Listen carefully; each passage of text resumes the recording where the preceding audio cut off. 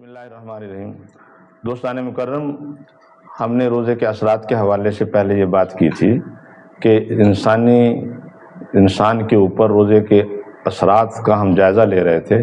تو اس میں جو پہلی بات سامنے آتی ہے کہ اس میں احساس بندگی جو ہے وہ اجاگر ہوتا ہے۔ وہ اللہ تعالیٰ کے احساس بندگی میں ڈوب کے اللہ تعالیٰ کی اطاعت کی طرف آتا ہے۔ اس سے پھر اس کی تعمیر سیرت کا پہلو جو ہے نا وہ سامنے آتا ہے۔ تو آج ہم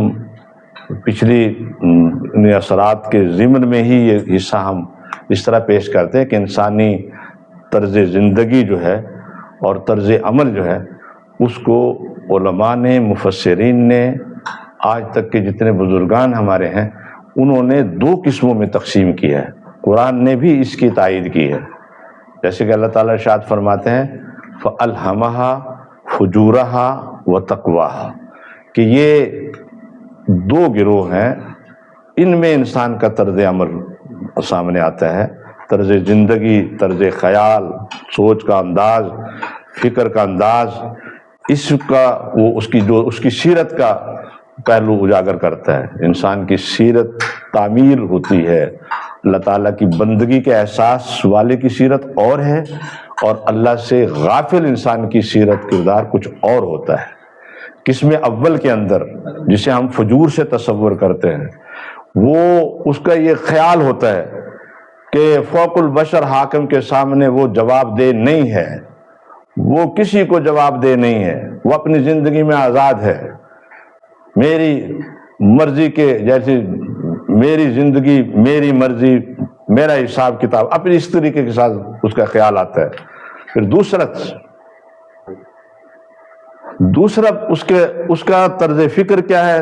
طرز عمل کیا ہے؟ فسق اور فجور کی دلدل میں پھنسا ہوا، وہ اخلاقی اور روحانی نقصان کو تو سمجھتے ہی کچھ نہیں ہے، بڑا ہلکا تصور کرتا ہے اس کو۔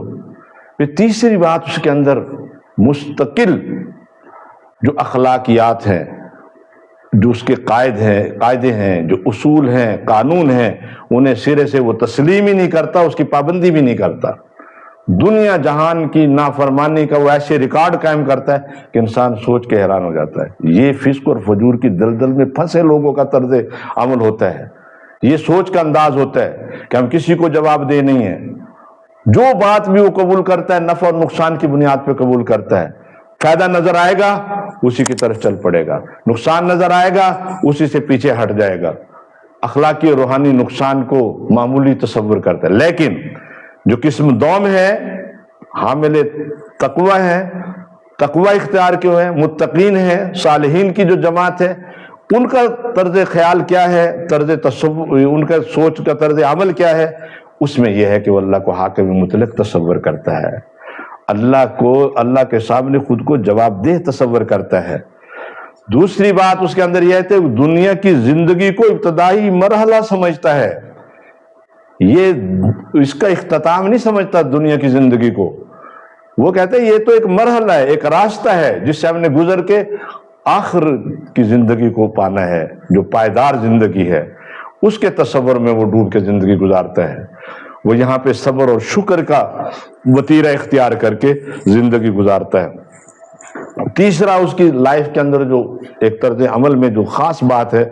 وہ اس کی اخلاقی اور روحانی فضائل کو وہ زیادہ قیمتی سمجھتا ہے۔ وہ سمجھتا ہے کہ میری اخلاقیات میرا سب کچھ ہے، جس سے میں روحانی بالیدگی حاصل کروں گا، وہ اخلاقیات کا خوگر بنتا ہے، اخلاق اختیار کرتا ہے، یہی تقوی کا تقاضا ہے۔ چوتھی بات جو اس کے اندر آتی ہے، اس کے طرز عمل اور اس کے طرز خیال کو مضبوط بناتی ہے، وہ اس کا مستقل طور پہ جو اخلاقیات قرآن اور حدیث میں طے شدہ ہیں وہ ان کی پاسداری کرتا ہے، ان کی پابندی کرتا ہے، اللہ تعالیٰ کے دیے ہوئے قانون کو، بتائے ہوئے قانون کو، اصول کو وہ اختیار کرتا ہے۔ روزے کا مقصد یہی ہے کہ انسان متقی بنے، پرہیزگار بنے، اور مومن کے لیے دنیا تو قید خانہ ہے، اور جو کافر ہے وہ اسے جنت سمجھتا ہے، سب کچھ سمجھتا ہے۔ پیارے آقا کریم صلی اللہ علیہ وسلم کے فرمان کا مفہوم بھی ہے کہ مومن دنیا کو قید خانے کے مثال سمجھتا ہے، اور کافر جو ہے دنیا کو رہنے کا گھر سمجھتا ہے۔ لیکن حقیقت یہ ہے کہ دنیا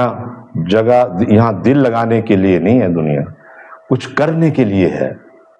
دنیا آخرت کی کھیتی ہے، یہاں پہ اعمال کی فصل اگائیں اور وہاں پہ اسے کاش برداشت کریں، اللہ تعالیٰ اس پہ آپ کو اجر دے گا۔ اور وہ ہے نا کہ عمل سے زندگی بنتی ہے، جنت بھی جہنم بھی، کہ خاکی اپنی فطرت میں نہ نوری ہے نہ ناری۔ عمل سے زندگی بنتی ہے، عمل ہی انسان کو کامیاب کر، اور عمل کیا کہ تقوی، صاحب تقوی والے لوگوں کا راہ اختیار کیا جائے، فسق و فجور کی دلدل سے ہٹا جائے۔ اس کا بالکل مختصر سی بات میں آپ کو کر دوں کہ ہم اللہ کے بندے ہیں،